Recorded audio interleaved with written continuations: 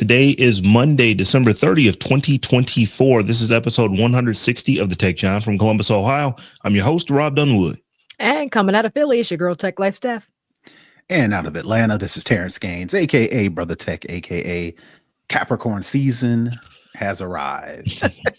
Shout out to all my Capricorns out there. I don't know anything about the astrology symbol outside of my birthday falls within it.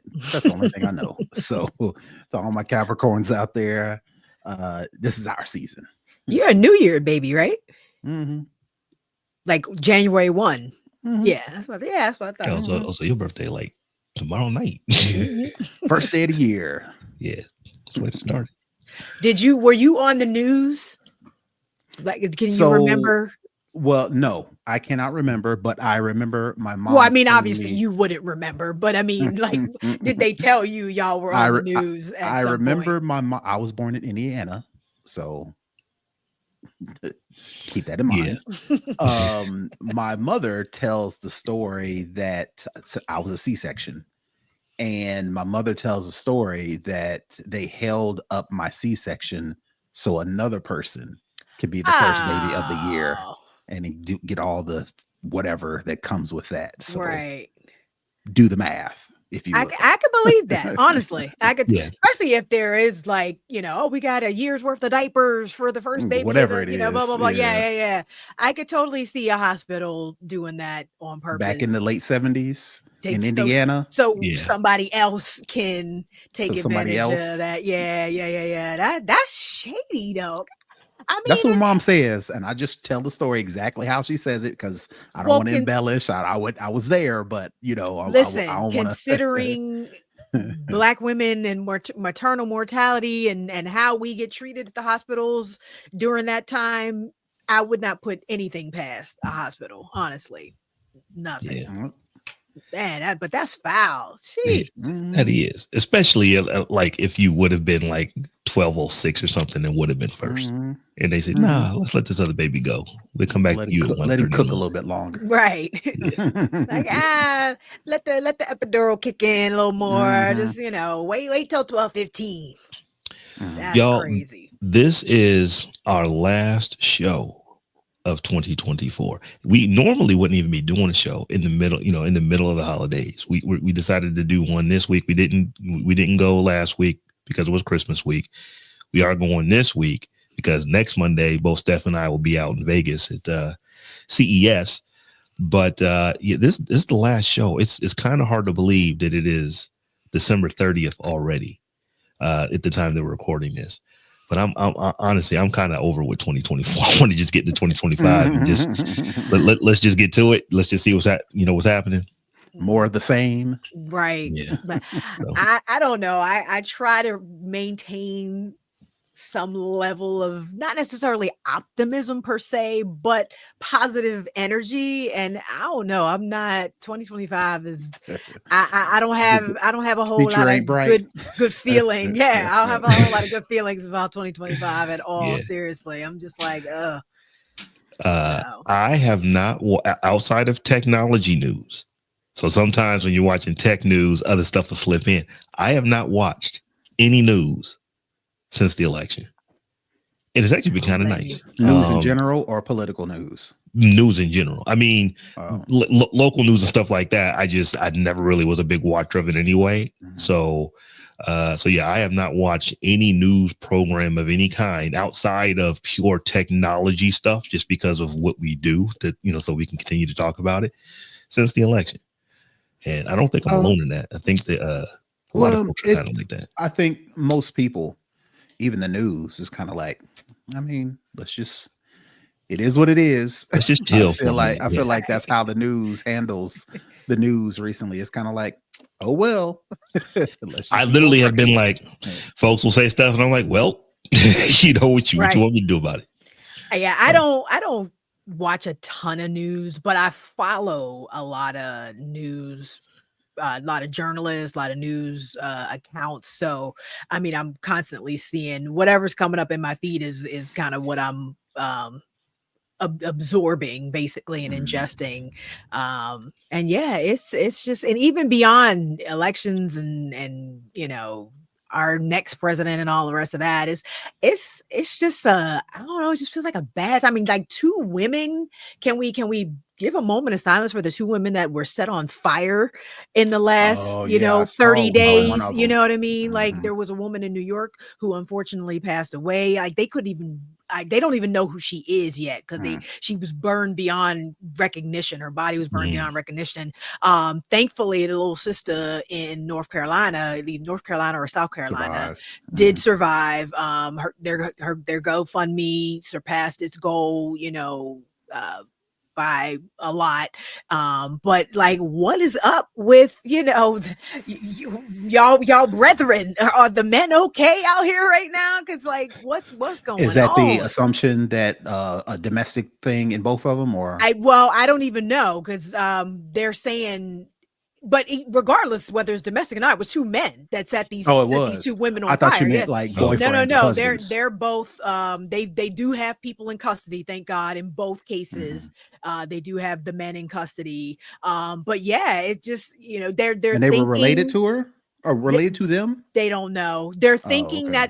that little young girl, she was only 20. She's only 20. The young girl in South Carolina. They're thinking it's probably domestic-ish, potentially, or possibly a gang initiation. That was the other possible thing that they threw out there, because they don't have any information from this person that they arrested about motive or anything like that. I'm not sure what happened with we lost Rob. What happened with the woman in New York that died. And But was it's just recent, like, or they just discovering her? it was recent, because I feel like it was like the subway. Like, she was on the subway or something. Hold on. Let me just do a quick little Google search. Yeah, setting on somebody on fire, that sounds personal, It which definitely seems does. domestic related, whether Well, boyfriend, actually, husband, the ex-husband, baby daddy, something like no, that. the woman, I think, in New York was homeless or unhoused.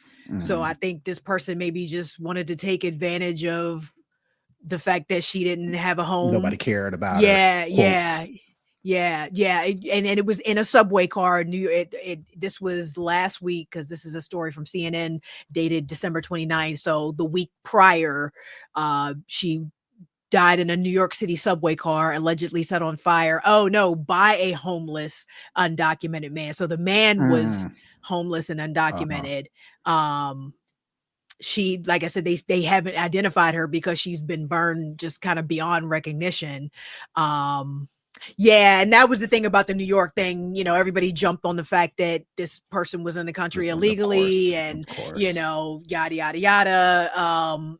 But we need to talk about the fact that it's women getting burned alive, like, in this country. It's just really, really crazy. It's crazy time. That's one of the reasons why I'm wanting to get to 2025, and just hopefully it'll just let's just reset, get over. We That we would know be it's coming. Let's nice just get if through it it. could happen. Well, Yeah. you know me. I'm a cynic. So you think 2024 was bad? Wait for Listen, 2025. I'm kind of with you on this one, Terrance. I'm like, I have zero faith that I mean, I have We'll faith have some because bright I'm a moments. person of faith, but Mhm. I just I just don't have a whole lot of faith in people. I wasn't to telling y'all what I just do the expect. right thing. I'm telling you what I hope for. So Yeah. I'm hoping. I'm Yeah. hopeful. Yeah. I am hopeful. We So gonna stay prayed up. That's it. That's all we can do. anyway, y'all, we did have a holiday last weekend, and I know we probably all got some new tech, whether it was a gift or something we just got for ourselves. So I figure, what's the new hotness? What did you get, or what did someone get you technology wise that you had Oh, been you know hankering what? for?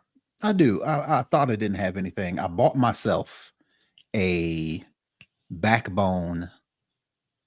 It's called, name of it is called Backbone, and it's basically a controller that you expands and contracts to fit your iPhone or Android or just smartphone.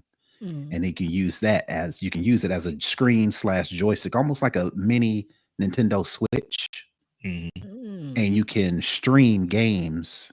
I mean, you could always do this. You don't need the joystick thing to do it, but it feels like a joystick because I seldom, if at all, play games with touchscreen. I'm a joystick person. I grew up in the 80s, joysticks, right? I'm not a PC gamer. I'm not a keyboard and a mouse. I'm not a touchscreen. I'm a joystick gamer. So with this iPhone 16, I was like, there's got to be more I can do than goof around on social media with this expensive ass phone. So this backbone joysticks, they're like $100, and they just give you that joystick feeling, and it plays all the same games: Apple Arcade, Google Play if you got it, PlayStation streaming, Xbox streaming, not the games that you can buy, but the games that you can stream from Xbox and PlayStation and stream. I think you can stream from Stream. No, not Stream. Steam. Yeah. Not Stream. Steam and Apple Arcade. So it just gives you that joystick feeling. And I've been on it constantly.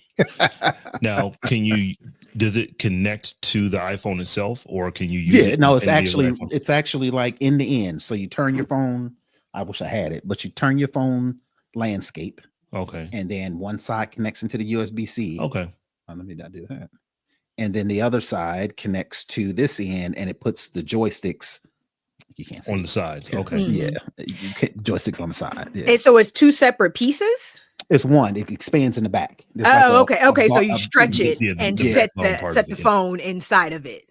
Yep. And the kind of in between the two. Yep.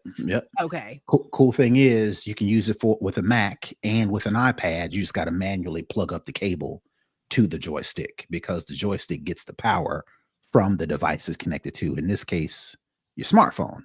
But if you also want to use it for your iPad, if you also want to use it for your Mac, you can plug it up manually, and it'll look goofy because there's nothing in the middle, but you can still have that joystick feeling if you're playing games on your PC, or your iPad or tablet. It don't have to be iPad, it can be Samsung, whatever the case may be. So that's one. And then the other thing that my wife got me was paying attention. Find you somebody that's paying attention. Because we went to a concert in October, and at the end of the concert, the group was doing a meet and greet, and I've been always wanting to do it, but I never gotten around to do it. I'm like, you know what, screw it. I figure I'll jump out the airplane, or I'll jump off the cliff and build the plane on the way down. So I went to do a meet and greet, which is one I never do, and number two, I bought their vinyl. So I got the vinyl, and I was like, well, she's like, what was the group? Player? We need to know the group. The name of the group is Cat Pack. They are a R&B soul group that play their own instruments.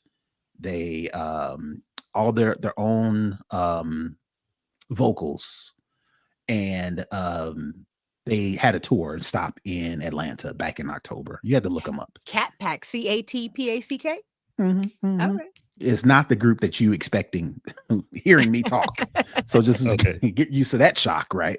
So then I bought the vinyl, and she's like, well, you ain't got no record player. I was like, I'll figure that out later. I just want to get the vinyl, and I had them autograph it because I never, like I said, never do meet and greets, and I never bought a vinyl because I don't have a record player. Lo and behold, fast forward to Christmas, wife got me a record player, but not anyone. She knows that I don't play around with tech in general, but the stuff that I typically buy for myself, I don't get the Rudy Pooty, no name brandy stuff, right? So she got me an Audio Technica record player, and bought the little shelf thing that I have to put together, but then set the record player on, and it's got little slots where you slide the vinyls in. So that's the tech gift that my wife got me. So those are the two things. Yeah, everything else Audio is Technica. We're not gonna call that a record player. That is a turntable with a really good cartridge.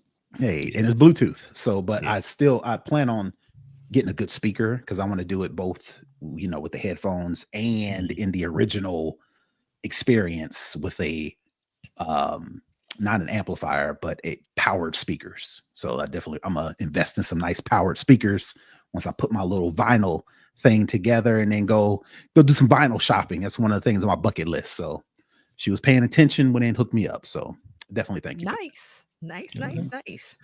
Steph, what'd you get? I got this was my from me to me gift. I got the DJI Osmo 3 Pocket Mhm. 3. I love it. It's the cutest little thing ever. Number one, super lightweight.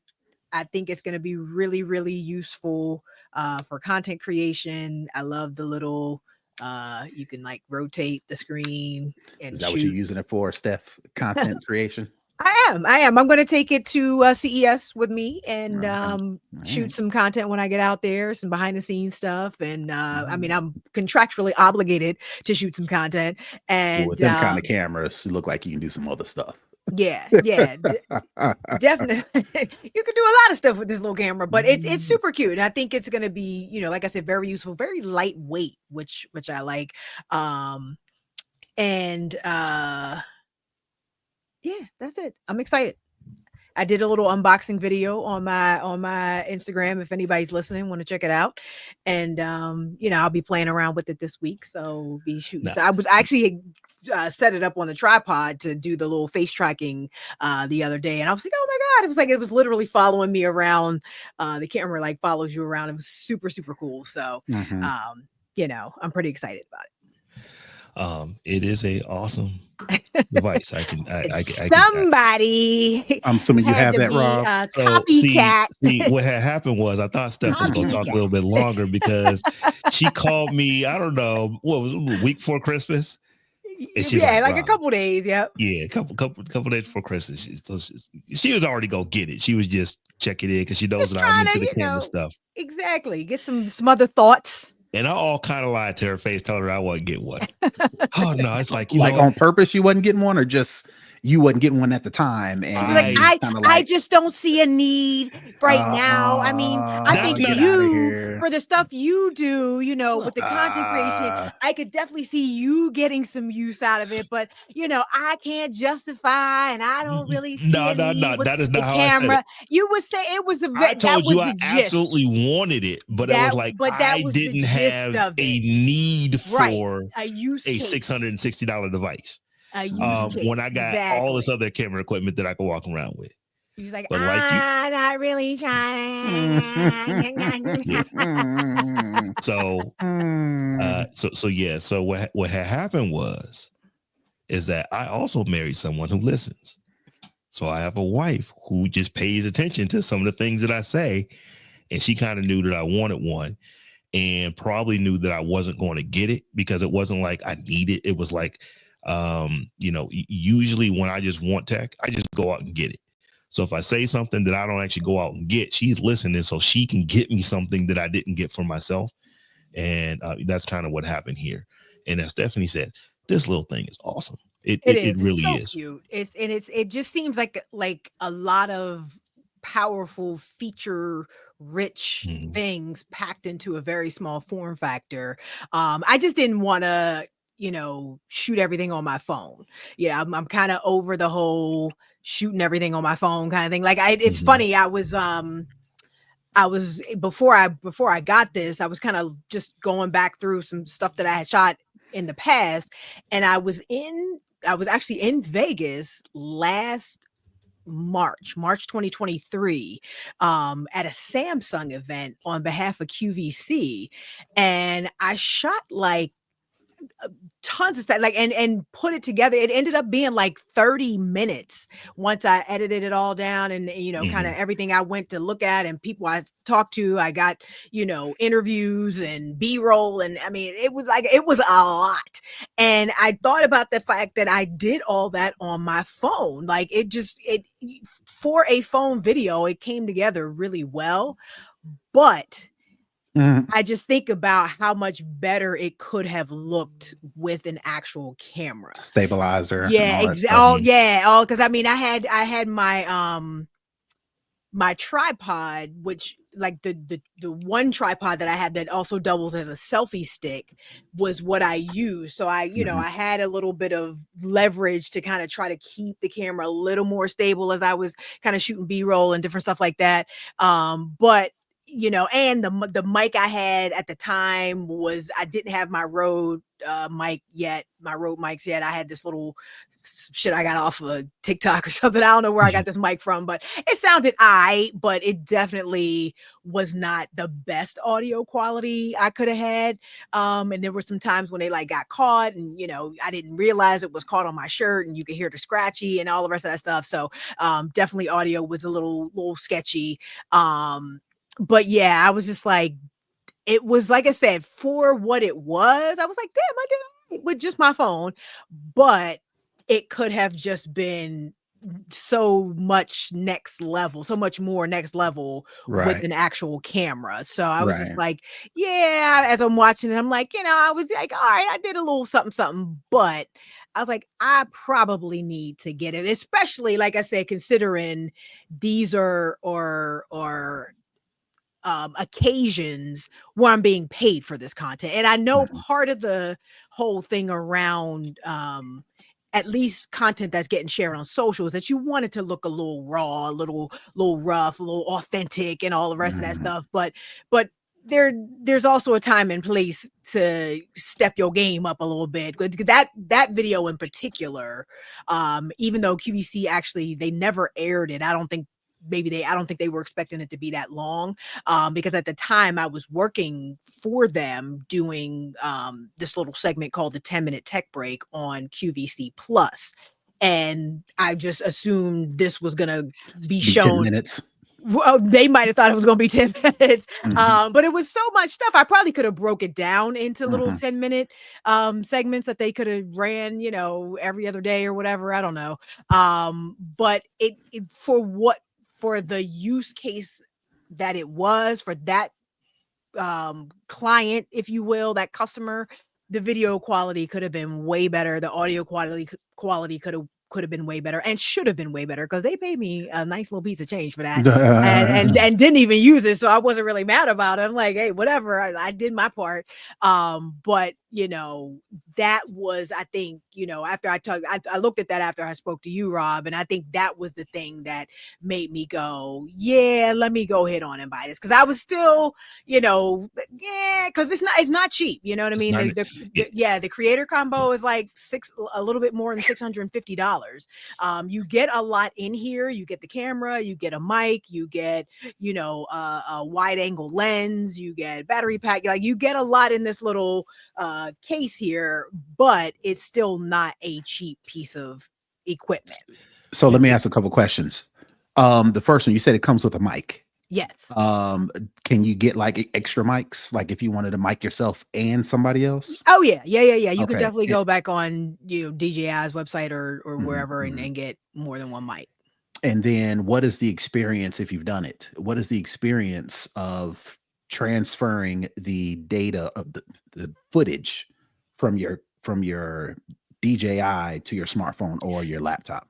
It was easy. It was it takes a micro SD card. Oh, it does. Okay. Yeah. Okay. I thought it was all digital. No. It takes a micro SD, and it comes with the little sheath that you can put the micro SD into the bigger SD. So I have on the dock, on the Kensington dock, Terrance, you got the same dock. There's an SD card slot on the front, so you have your actually a little micro, and you put it in the adapter and you slide that in the slot. Yeah, here it is. This is they give you, actually, this came with the micro SD card that I bought. Okay. I bought a Samsung micro SD card. So this didn't come with the camera. It came with the micro SD card that I bought. Got it. And then this is the mic. And I've seen some other people's footage, and the audio sounds amazing. So I'm assuming without the mic at all.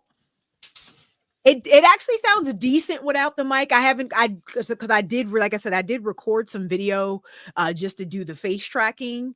And it sounded, and I was kind of talking through the video. I was like, oh my God, the face tracking, look at this. It sounds okay. It sounds like phone quality. But I have not connected the mic yet, so I'm expecting the mic quality to be that much better. So yeah, there's tons of DJI mic 2 or mic mini 2 videos out there, and it sounds good. I mean, it's about as high quality as you're going to get for something that small because it does 32-bit float, so you don't have to worry about peaking. You can fix pretty much everything in post with it. It's an excellent microphone. But yeah, so I'm not going to rehash all the stuff you just said because but yeah, it is tripod. it is a slick device. It really is. And when you're looking at it, you think, oh, this is like a little webcam that you can carry around. It's not. It's a full 1-inch sensor. So like my Sony ZV-1, it is also a 1-inch sensor, and that's what I was telling you. Stuff. I was like, I literally have a phone with a 1-inch sensor that is designed to be a vlogging camera, a camera that is so small you can carry it around. You can put it on a gimbal if you want. It's going to significantly increase the size if you do that. You can put it on a handle, carry it around. But yeah, this thing it is nice. It is nice. So I can't wait to actually use it when I get out to Vegas next week and walking around the show floor there. And the crazy part is I have a gimbal. I can't remember how much I paid for that gimbal either. I bought a gimbal at one point for your phone, for my phone. Never used it. I just couldn't. I don't know. It just didn't. It felt weird. It never. I don't know. I just never. Was it 2-hand joint or was no. It was just it was a stick with the little joystick thing, and it just never felt natural. Well, that would be it would be perfect until you actually have to use your phone. You're like, all right, hold on. Right. And then send this text message and be like, all right, hold on. Yeah, it was. I just put it back on there. I was like, this doesn't feel good. This doesn't feel natural for me to use. So it's sitting in a drawer somewhere. But this actually, like right out of the bag, it starts kind of like moving around. And I was like, oh my God, how cute is that? And it was just, it definitely is kind of. What's the max resolution? Is it 4K? Yeah, you can get up to 4K. 4K 60. So it's pretty good. Yeah. It's a fixed OLED lens, screen. so it's not as wide as what some people would like. I think when you put the extra wide lens on it, it goes down to 20 millimeters, which is okay. I mean, that's wide enough. A little extra lens, wide angle. But if you're ever watching somebody do a vlog where they're literally holding a camera and they have to, it's just all you see is face, eyes, and teeth, and it's because they probably don't have a wide lens and they can't get it far enough away from themselves to get themselves good in good frame. So how does it do the front facing versus the rear facing? Is there a button that just switches the camera around? It's on the screen. Yeah, let me see if I can turn it. Let me see. Okay. And it automatically changes the viewfinder as well. Yep. To hold on, let me get. I'm about to. So there's I don't know how you can. I don't know how well you can see it, but you can see you can see in the bottom corner. You can change it. Oh, yeah. Does it do it while recording or does it pause the recording? No, you can do it. Yeah, you can do it real time. Oh, okay. Right. Yeah, you can flip it back around. Yeah, it's really, really slick, like super slick. Okay, I'm gimbal lock disable. There's one thing that Steph didn't talk about that it does that is really cool, and I can't wait to be in Vegas to do this. It does what is called a moving panorama. So you can basically it'll go into a mode to where it'll just start on the left and it'll just pan over however much time you tell it and do this panorama. So you see things moving in fast, in slow motion or fast motion or however you want to, how to look at it. And it's just pretty cool, but you can't do that unless you have a camera that's sitting on a gimbal, because a camera lens literally needs to turn as it is doing the panorama stuff. So that's pretty cool. And like I said, I think when I get to Vegas and get up in a hotel, sit it in the window and just get a big panorama of the strip would probably be kind of cool. Yeah, no, this is pretty dope. Like for most scenarios, I'm just looking at now. Let me put this down because I'll be like, oh, we doing a podcast? My bad. So Steph, you have to tell me if you're going to try it out in this mode as well. But it also is a webcam, so it's just USB-C. So I was gonna try to do it today, but like I said, I literally had no time when I got home to hook anything up here and try to figure it out and get it together. But I was going to try to hook it up today to use it. Yeah. But yeah, it's just, I mean, you just plug USB cable in it, plug it into your computer. It just recognizes it as it would any other webcam. And now you just have a webcam that you can use it for. So that's another cool thing for it. But my tech thing that I got that is not this Osmo Pocket is I got some new camera equipment because that is where I'm rolling right now. So I basically got another Cobb light, which is basically the same one as I had before, but I got some attachments for it. I got something called a snoot. So what a snoot does. Real quick, so you got all this high tech equipment and you hiding footage. Where's the outside of recording with us and DTNS and SMR? It's like, are you shooting like other content? Because you got a lot of equipment. I am shooting other content. It's not really hitting. It's there if you go look for it. A lot of the camera stuff that I'm learning how to do is for live streaming church. So it's not necessarily me that you're going to see on it. It's going to be, pastors and singers and stuff like that. Mm-hmm. And that's kind of what is, has gotten me into it. Do you do that at your church? I do. So, okay. So like that's officially like you're on the AV team. Yeah, I am. I'm our live stream director at the church. Well, I'm gonna say because some churches have you doing stuff, but you unofficial versus the people on payroll. That's what I mean. My time is volunteer. We are a startup, so there's no payroll for me. In fact, there's no payroll for anyone at my church at this point. Not that the pastor doesn't even, take one. But he getting his. he's a CEO of a company, so he is getting it. So he runs a little company. Not it ain't even little. It's a medium-sized company here based in the Midwest.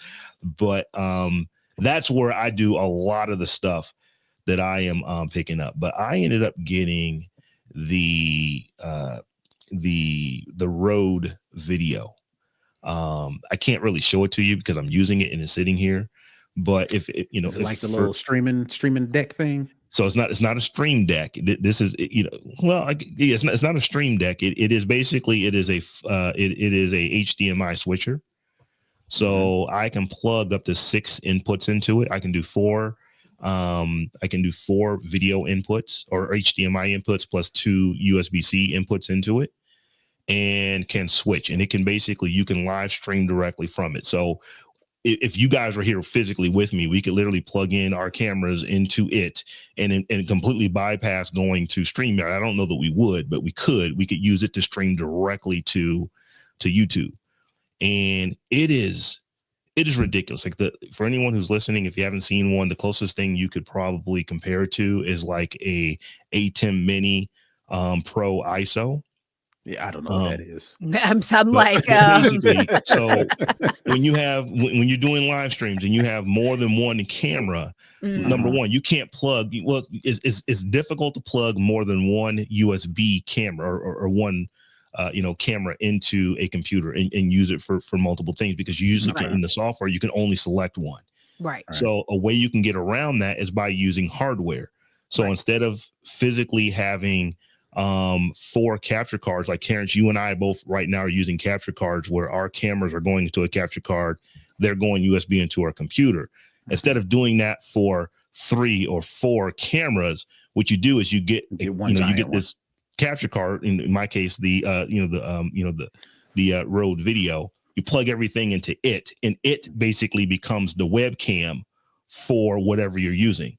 So if I wanted to switch camera angles, I'm not doing it in the software. I'm doing it on the physical device. If I wanted to do a picture-in-picture, I'm sorry, like pressing buttons, buttons, macro buttons to it. Right. So yeah, it's got buttons on it. And you just press the button and it'll change your camera angles and all that kind of stuff. Nice. And it is more expensive than what I probably would do, under normal circumstances. But I had somebody send it to me to test it out and do a review of it. So I want to do a review and I'm in the process of using it now. So my review will go out, I think around the end of January or beginning of February. Once I get it done and they approve it and everything. But it is a slick little device. I mean, it does so much more than just camera switching. I can all the stuff that I'm doing on my Rode, and I'm still using the original Rodecaster, the Rodecaster Pro device. it does all of that stuff. I can't plug as many XLR inputs into it, but I can do enough for what I'm doing here in my home studio. So it's a pretty slick device. And as I said, I've now got multiple cameras. And what I won't do this until we get back from CES, but what I want to do is plug to my, the camera that I'm looking into right now, this camera right here, and this Osmo Pocket. I want to plug all three cameras into this one device and then use the device to start switching and just see what, popping in those different camera angles is going to be. And what's really cool is that it allows me, I could connect to a Zoom call and could give you three cameras without having to physically switch stuff in software. It's literally just press a button, that camera's on, press another button and another camera's on. So it is a particularly, cool device. Like I said, it's probably more than what I would pay for it.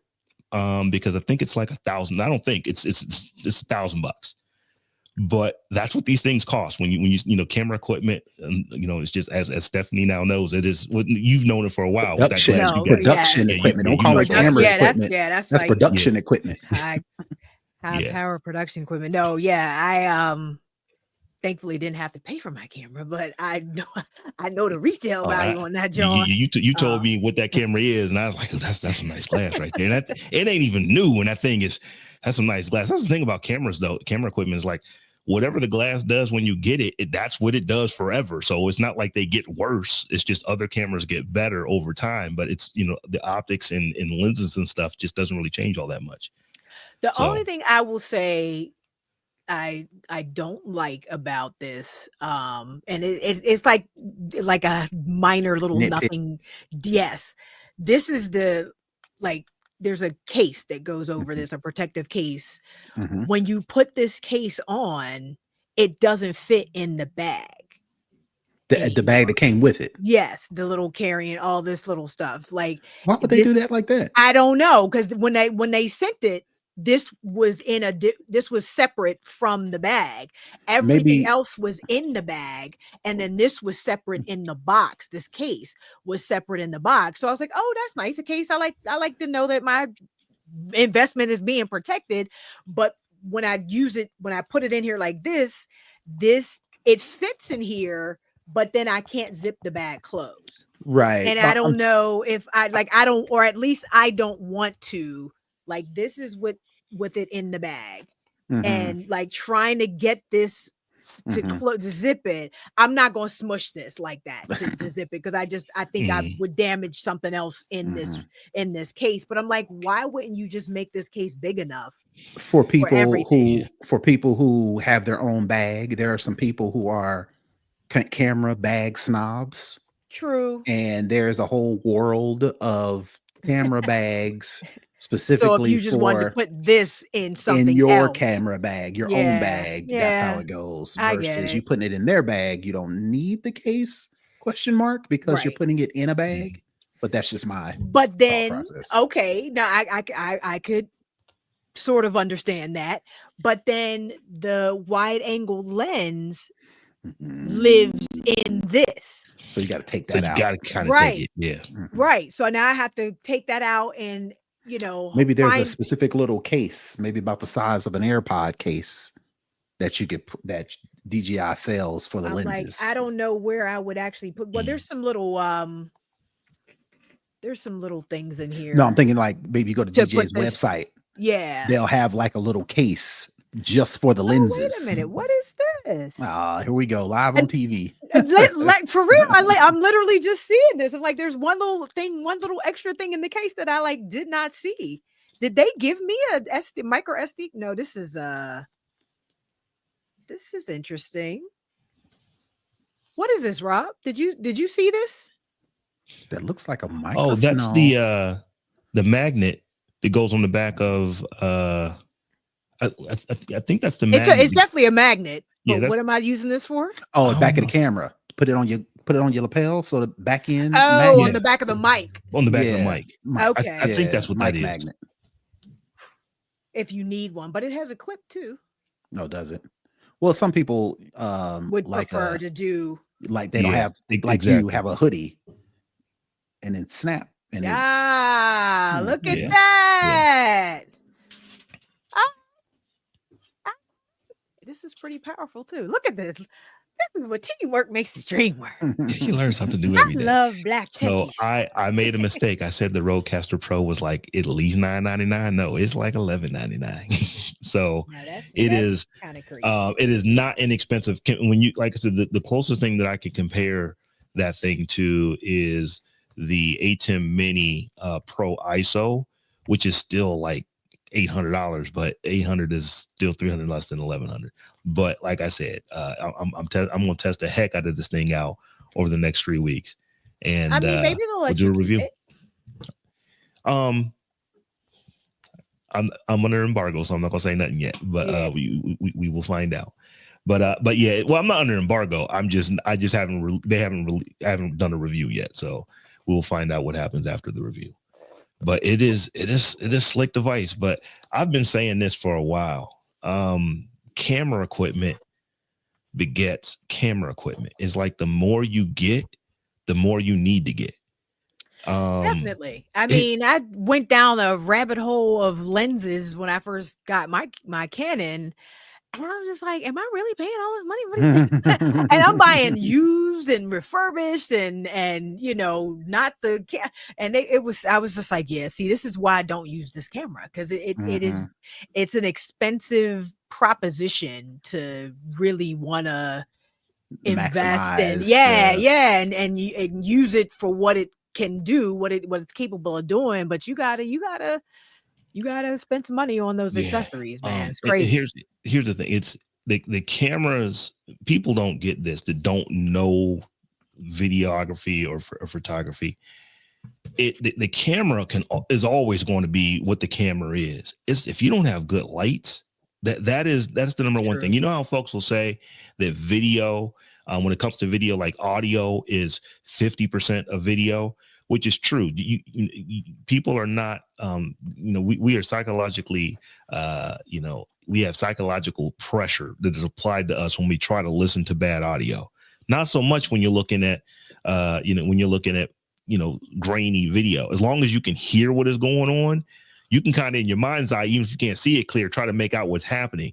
But it's almost impossible to listen to just scratchy, messed up sounding audio. Same thing when it comes to pictures. If you are trying to get the clearest, best looking picture, people always say, oh, I need to get a better camera. But if your lights are crap, the camera you had probably was great, because optics in most cameras are actually pretty good when we're talking about actual DSLRs and mirrorless cameras. It's the light. If you don't have enough light, you can't do anything. So it's like right now, I've got 1, 2, 3, 4, 5, 6. I have 7 lights just lighting me up right now. Now you're not seeing a full screen of me, but the light changes everything. You can tell a difference when you have decent light. So that may be my next thing. I feel like I want one of those big round soft boxes where you can like adjust. Like, I can't adjust my lighting right now. I have a couple soft boxes, but they're not like adjustable. It's just circular. You want to be able to do that. Screwing. right. And change the color, the warmth, the Kelvin, all that good stuff. Or you want to be able to do like that. Yeah, exactly. And I can't do any of that. And so that may be my next purchase, is just like one good quality softbox. And I would just guess, if you have not, if you don't have one that is bicolor, if you cannot change the color temperature on it, it probably is set to, I would imagine it's probably set to daylight. Yeah, it's pretty. Yeah. And then, like I said, when I'm on air, I have strips on the back of these that look really good and give some nice depth. I turn my overhead lights out. I shut my blinds, everything else. So it's literally just the softbox and these, and the camera picks that up pretty nicely. But I would still like to be able to play around with that main key light in the see, front. and that's the thing, because folks like us that have melanin in our skin, we need softer light. So we need to basically go from daylight down to like tungsten or something like that. So it'll be a bit more orange. So we don't look like we actually Larry up with these bright, like there's a thing, you never want to do a wedding at high noon, just because that's when you have the harshest daylight. But daylight lights are exactly that. They're like between 4,900 and 5,100 Kelvin. And it just does not look great on us. Softer light looks better on us. So I almost guarantee you, if you get something that you can control and knock that color temperature down to 4,100, 3,700, yeah, you'll be looking nice and saucy in there. That'll be. Can you plug that into just the regular outlet? You don't need any extra anything to run those. Okay. Yep, mine just plugs. I just plug mine right into the wall. Yeah. And I'm imagining you're probably not trying to go out and buy like COD lights, like you're going to be doing photo shoots for other people. You probably just want one for you that you just gonna turn on when you're doing stuff. Yeah. So you just plug it in. They're super quiet. Like there's a little bit of a hum to mine, but with your microphone, we're all using the same mic. Your microphone is going to reject it as long as the mic is behind or in front of the light. So you're going to be fine. Yeah, that'll be next. I think I want to go. I'm sure you are both familiar with B&H in New York. I think I want to go up there and just spend the day and play around in B&H. It's a lovely little store. Yeah. They have like, it is cool. It's like going to the Lego store for adults. It's just like it's so awesome. Best. Yeah, it's the best. It's just so awesome. They have literally everything. But y'all, so yeah, looks like everybody got some nice tech for over the holiday period that we were all playing around with. And I did want to get to this one tech story, Terrance, that you had stuck in there, because this one is pretty interesting. I was gonna say we cool with the 46 minutes, unless you sound like you want. No, let's talk about yours, because you stuck it in here. We was talking about it in Discord, but I want to get your take on digital passports. And so like I said, I saw what you wrote, but I don't know if you are a fan or not a fan. But what you wrote was, with all the security breaches as of late, will digital passports become the new way to travel? So I just kind of want to get your take on that. Well, yeah. So there have been breaches upon breaches upon breaches upon breaches. I'd say since COVID, maybe even before that, but it seems like all too often it's almost to where we are getting numb to security and data breaches, to where it's just like, all right, well, I just gotta hold my stuff tighter, right. and be all right, and just cross your fingers that they don't hit you massively. Hope for the best, right? Right. Well, I juxtapose that with the fact that they meaning people, states, governments, travel industry, airports, are trying to figure out how to digitize the traveling process. And what they are thinking or trying, or some people are, some governments are even trying, some airlines are trying to do it.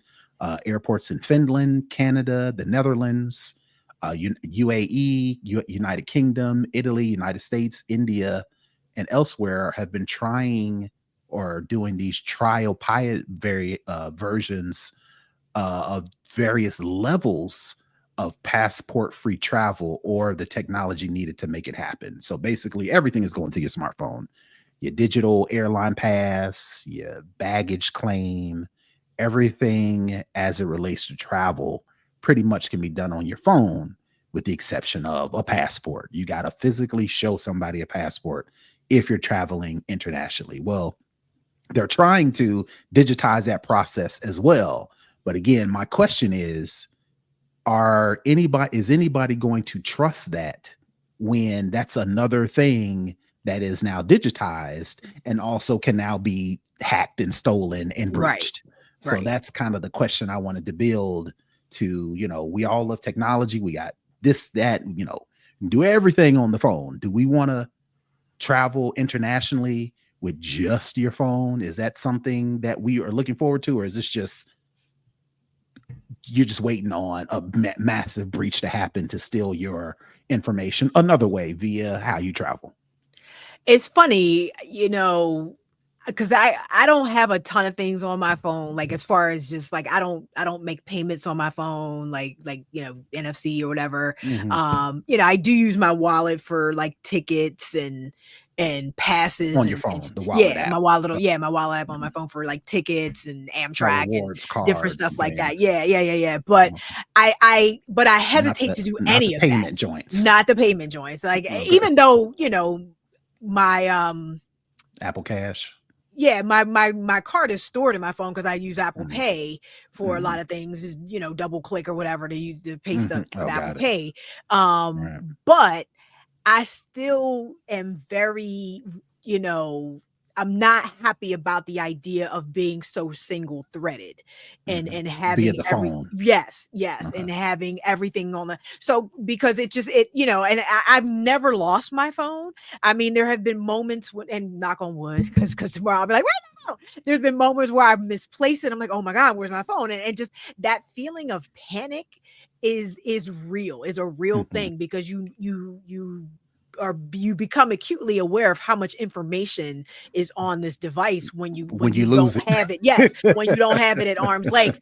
And Right. it's funny. I say all that to say I don't know that I would ever do this necessarily, but however, I see the use case for a chip, an implantable chip. You Like, know. So this is the honestly, alternative. Is that what you're saying?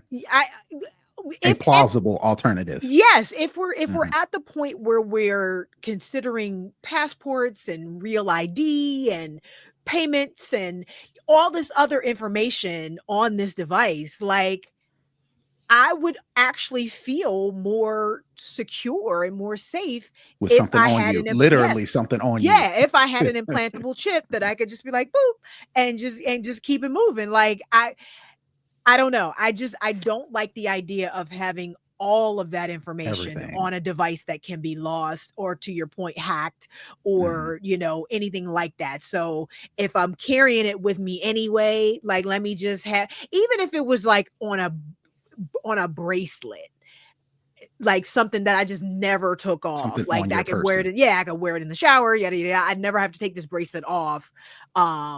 As opposed to a phone that I that can have be to unattached to you. right. That and Mhm. I have to keep track Or of it. detached rather. Like I would definitely do. I don't know. That's like I said. I don't know if I'm letting somebody cut into me and put a chip in there, Mhm. but something that I could keep on my person at all times. Mhm. Um, Here's my take on this. I actually don't mind the digital passports and all of this stuff, because if the concern is hacking, that can happen regardless of whether you decide to do the digital or not, because the service is doing the digital. I'm not worried about somebody hacking my phone and getting access to my passport. I would be more concerned about them hacking the passport agency and getting access that way. Well, there's nothing I can do to prevent that, regardless of whether I use my phone or not. My information when I get a passport is going to be in that system. If that system is hacked, doesn't matter if I Well, use my phone. so I don't know. Um, my understanding of a passport is it is a way to authenticate who you are. And if I'm a ticket agent or I'm a gate service or whatever the case may be, I am just um taking your passport. Some people scan it, but I don't know if they're storing that information. That's something I don't know. With a passport, it's like it's just used for authentication purposes only. The only people that have it stored is our federal government, because they're the one issue the passports, yada yada yada. But then Mhm. you take into account you can get a passport at a post office. So if the post office get hacked and they in the process of creating your passport, the passport stolen that way too. So I get it. My only thing about this is it's going to be useless because they did driver's licenses and you don't use them for anything. I've got my driver's license, my Georgia driver's license, stored in my phone with the sole purpose of, boy, I can't wait to travel, because Atlanta Hartsfield Jackson Airport is one of the busiest, if not the busiest, um, Mhm. airports in the country, if not the world. And I was like, I just know they are going to have all this stepped up security and all the electronics and everything, to where when I pull up to the line, And they I can take my phone and hover it over the little thing, and it'll give them all the information they need to know about my driver's license. It does not work. I have not. It's been on my phone for at least 2 years. I have never used it, not one time. And I was like you, Steph, I can see the point of this. Concert tickets, to where if I'm drunk or inebriated or something, I'm at a party and I'm rifling through my wallet trying to get my ID, or I can just boot on my phone.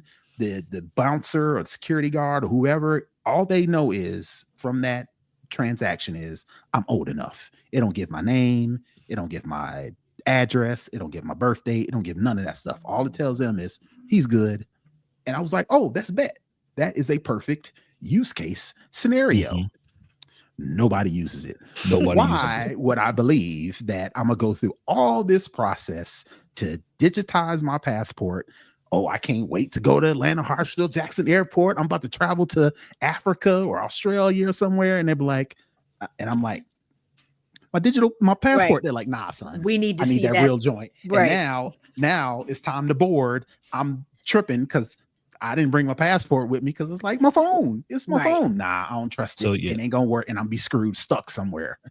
Then real quick, and then it ain't gonna be regulated. Georgia's gonna have theirs. Maryland is gonna have theirs. Ohio's gonna have theirs. Jamaica's gonna have theirs. Hawaii, everybody's gonna have it. Nope, it ain't gonna work. The coordination and the standardization needed to take place for a digital passport, a global. Or even a United States passport.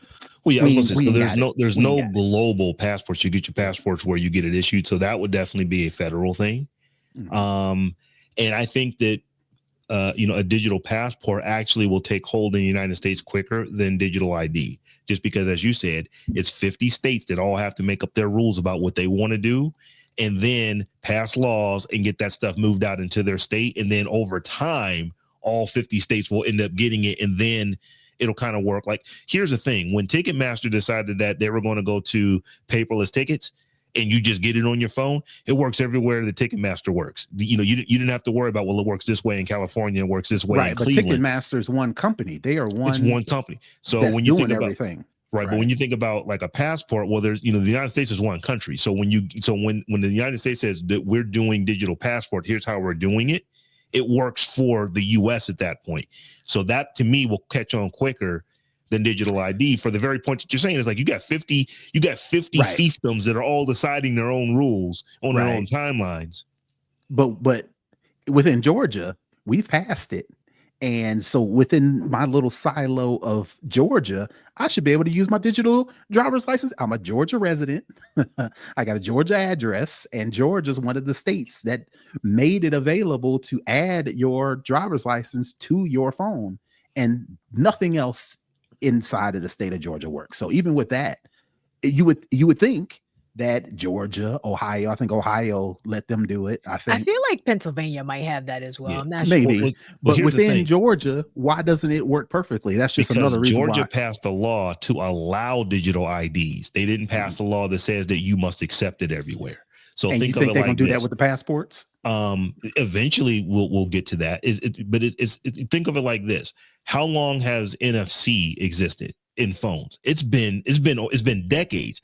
We're really just now in the last couple of years to where you tap and pay is just a thing. Why? Because it took for all those companies to have to get all that hardware upgraded. And the straggler said, when the law says I have to accept this is when I'll do it. And that's ultimately what. And it wasn't even when the law said, it was when they realized they were going to lose money because they didn't do it. You know what I mean? Because people were coming in expecting to pay with their phone and like, oh, I don't have any cash on me. And they put that shit back and left the store. And they were like, oh, let me go ahead and get this contactless payment. Exactly. But it took years. I mean, it took well over a decade for that to happen, because like I said, the fact that your phone has it is cool, but if the store doesn't have the thing to actually read it, it's not as cool. So now, with these digital IDs, as long as the United States says this is what we're doing, and it becomes a thing here because it's a federal government thing, everywhere that accepts a passport will ultimately have to accept it because it's the federal thing. Like I said, that's why I don't think digital IDs are going to, even though Ohio, I'm glad that Ohio has them. I'll get one when they do. I have no expectation that I'll be able to use that thing hardly anywhere for decades to come, just because it's like my ID. How often do I use it where I'm at? I use it where I go. So if I need to use my ID to go get a rental car in some other state and they don't use it yet, I still got to have my driver's license. So yeah. Stephanie, you bring up a good point. The Aura ring has been super popular for women.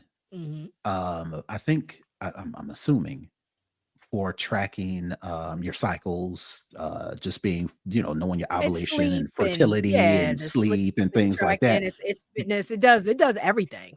Would you consider using that like a ring to put digital information, just digital authentication, not credit cards, not rewards cards, not, passwords, just ID related stuff?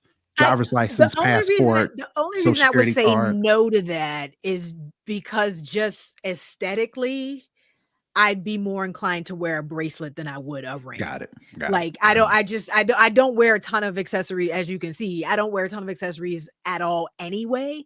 So the idea that I would want a ring on all the time, I would, if I had my choice, I'd rather have a bracelet on all the time as opposed to a ring that I had to. Because like I said, all right, fellas, y'all out there listening, y'all trying to court Stephanie, bracelets, not engagement ring. Well, engagement bracelet. And it's like, that would be a ring. I mean, obviously if I had an engagement ring, I probably would keep that on. But even though, a ring is something I would still probably take off every day. You know what I'm saying? So now I'm taking it off every day, putting it back on every day, taking it off. So now I still have to keep track of it. A bracelet is something that I would wear and wouldn't think about it. Like I wouldn't necessarily like, oh man, this is like, I don't know what it is about rings. I'm just not like I said, I'm not enough of an accessories person to want a ring on all the time. And then, women, we be swelling up and, fingers all puffy and whatnot. Like now the thing is too tight and like, ain't nobody got time for all that. So, I would still prefer it. And as far as form factor goes, I would still prefer a bracelet. I would need, for any type of wearable, for it to actually provide two-factor authentication, because I don't want to just have something that I'm just wearing it, but I don't authenticate against it. So my understanding of how these things are going to work is that you have to do a thumbprint, you got to do you have to do something to authenticate so that at the time you're about to use it, it knows that you are the one whose ID is about to be shown. So I wouldn't have a problem with that. So if it's for me, I want to be able to press something on my phone. I want to be able to press something on my watch. I want to be able to look at something to make sure that it is doing a two-factor authentication. It's something that I have and something that, and something that I am. In my case, my fingerprint or my eyeballs, so that it knows that I am me, and whoever is getting what they're getting knows that I'm doing the authentication right there in front of them so that they can see it, for things like a passport or an ID. Let's just get to Minority Report. I mean, we already on our way. I don't want to have to get no new eyes though, Steph. I like my eyes. Get to Minority Report. Just start scan it all.